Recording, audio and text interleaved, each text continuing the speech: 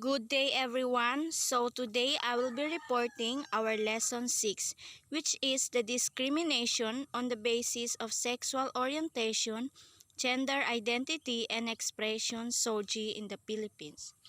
The definition of terms.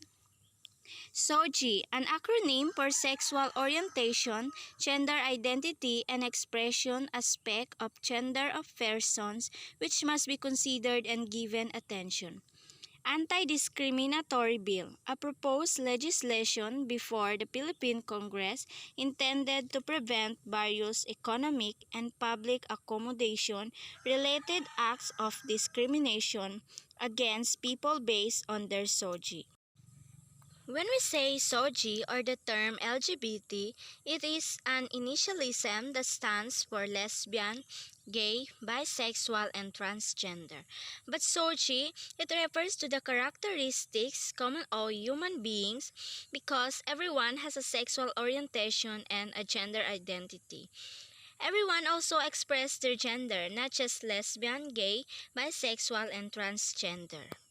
Introduction, the Universal Policy. Articles 2.1 Section 3 and 26 of the Convention provide for the respect, equality, and non-discrimination of all individuals on the grounds of their inter alia, race, color, and sex.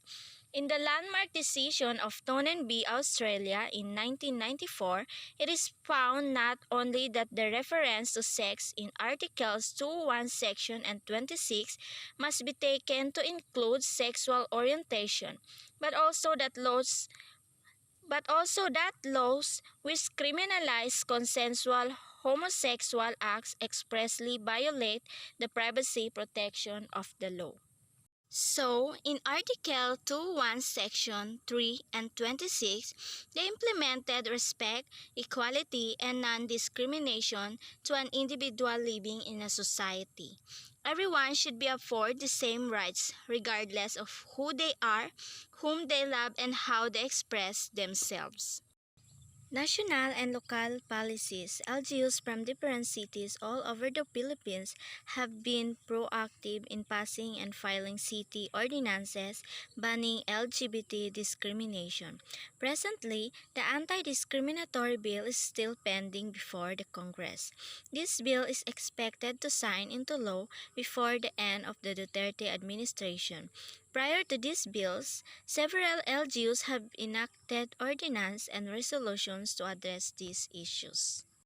So, the anti-discriminatory bill is still pending before. It is because some of them are against on this what we call anti-discrimination bill. In Quezon City, anti-discrimination in employment was enacted in 2004 and LGBT-friendly provisions are supplemented in the Quezon City Gender and Development Ordinance. Albay Province and Bacolod City passed an anti-discrimination ordinance. Angeles City only passed anti-discrimination legislation but created a gay rights desk as well.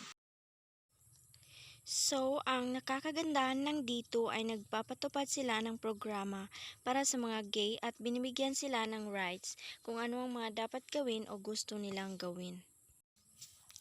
In the House of Representatives, Representative Raymond Palatino of the Kabataan Party List filed House Resolution number 1333, which seeks investigate prejudicial, discriminatory, and unjust practices and policies against LGBT students implemented and tolerated in schools, partnering with the DepEd and other government agencies to explore the inclusion of a comprehensive gender curriculum on basic and secondary education and in vocational and technical school to incorporate discussion on issues of LGBT persons. In May of 2012, the DepEd Order No. 40 or the DepEd Child Protection Policy to guarantee the protection of children in schools from any form of violence, abuse, or exploitation regardless of sexual orientation and gender identity. The DepEd and other government agencies discussing about of this issue to resolve this kind of issue. At school, not only on school but also in other places, some of the LGBT students ay nagkakaroon talaga ng discrimination, pambubuli, abuse, or any violence to the LGBT person, which is not right. According to the findings in the scientific literature, violence and discrimination based on sexual orientation, gender identity, and expression has consequences in the university student's life. It affects the health status both physically and mentally. It affects their academic performance, presenting a lower grade in average in comparison to heterosis students. Effect of state discrimination in society. The status of LGBT individuals intensifies discrimination on the basis of Sogie within Philippine society and social institution. Being young and not conforming to the gender roles assigned to one's sex increases the risk of discrimination and abuse for LGBT persons. This victimization is aggravated by the absence of support mechanisms and school policies addressing this concern, as well as the failure of schools to safeguard students from being abused by other students, staff, administrators, and teachers. The discrimination but prevents these individuals from the enjoyment of numerous other rights in the covenant as well. Homophobia. The stigma and prejudice toward LGBT persons are very present within Filipino society, creating a dangerous climate of hostility toward LGBT people. LGBT youth are often targeted by parents who, upon discovering their child's sexual orientation and/or gender identity, feel compelled to inflict physical harm on them out of frustration or in an attempt to prevent their child from expressing their sexuality. The LGBT people experience stigma and discrimination. Stigma and discrimination can take many forms, including discrimination and harassment in employment and other settings, bullying, and family rejection of LGBT youth. Discrimination affects people opportunities, their well-being, low self-esteem, fear, and stress, as well as poor health. Discrimination by the Catholic Church. The Catholic Bishops' Conference of the Philippines (CBCP) and Episcopal Commission on Family and Life (ECFL) has been fervently demanding Congress for the removal of sex, gender, sexual orientation, and gender identity in the comprehensive anti-discrimination ordinance filed in the Senate and in the House of Representatives, claiming that its inclusion will only create problems regarding ethics, marriage, the family, and religious freedom, and reasons that the difference in sex or gender does not belong to the same level as difference in race, color, religion, or ethnicity.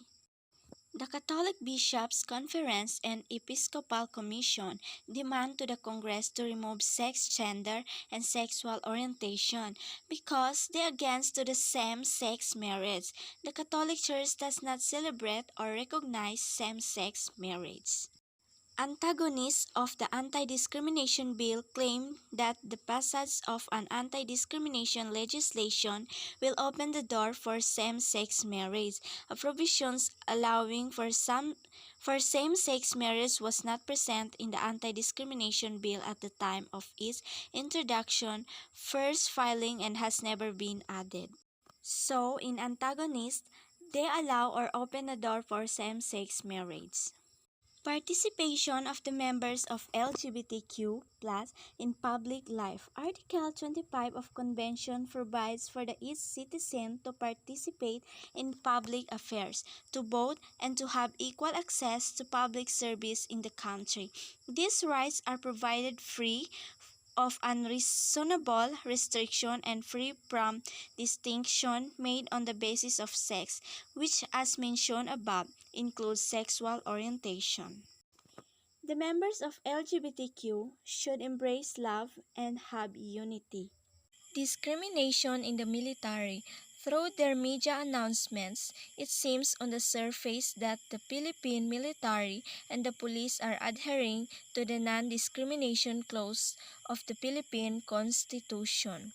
Art 2 and the ICCPR, by its declaration of openness to admit gays, lesbians, and bisexual persons in military and police service. Upon closer inspection, the additional conditions required from gay, lesbian, and bisexual applicants and case demonstrate lingering prejudices and negative stereotypes towards LGBT persons. Also, the military's apparent strict adherence exclusively towards heterosexist, gender binary, masculine and feminine roles discriminate against those that fall short to this standard and are considered as the benchmark of what constitutes being decent, proper, and respectful. LGBT equality in the military is not just an issue of fairness. It is also about facing the reality that LGBT serve in uniform and make sacrifices in our behalf, just like their heterosexual counterparts.